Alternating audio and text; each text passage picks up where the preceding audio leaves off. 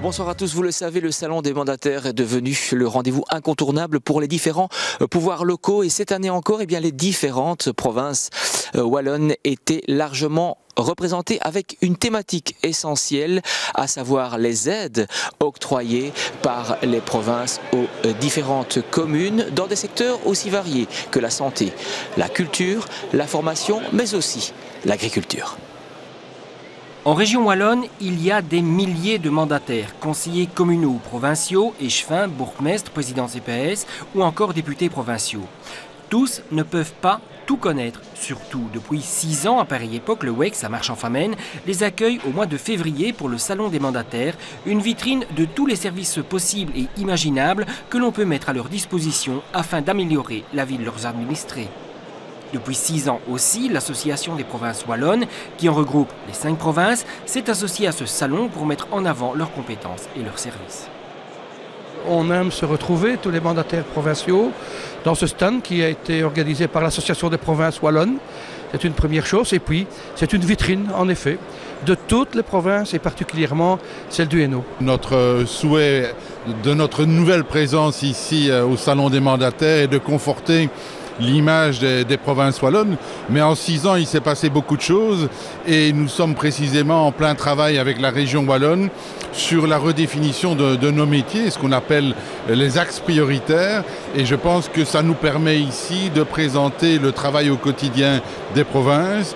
Un seul exemple, nous avons réalisé une brochure pour le salon qui présente les services que les provinces donnent aux communes. Il y a 5 provinces avec des missions qui sont communes, mais surtout et aussi des missions qui sont tout à fait différentes parce que ce sont des missions qui rendent service aux citoyens dans des endroits différents.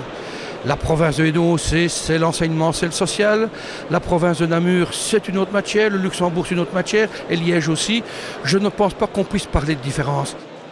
Au total, 270 stands déclinent les produits et les services d'entreprise, mais aussi de services publics, dont 10% sont originaires du Hainaut.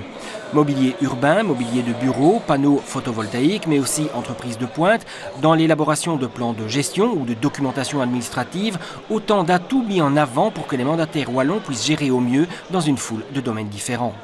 Mais le Salon des mandataires, c'est aussi l'occasion de faire le point sur la situation des villes, communes et provinces, voire d'interpeller les politiques des autres niveaux de pouvoir, régional, communautaire ou encore fédéral. Alors nous sommes ici.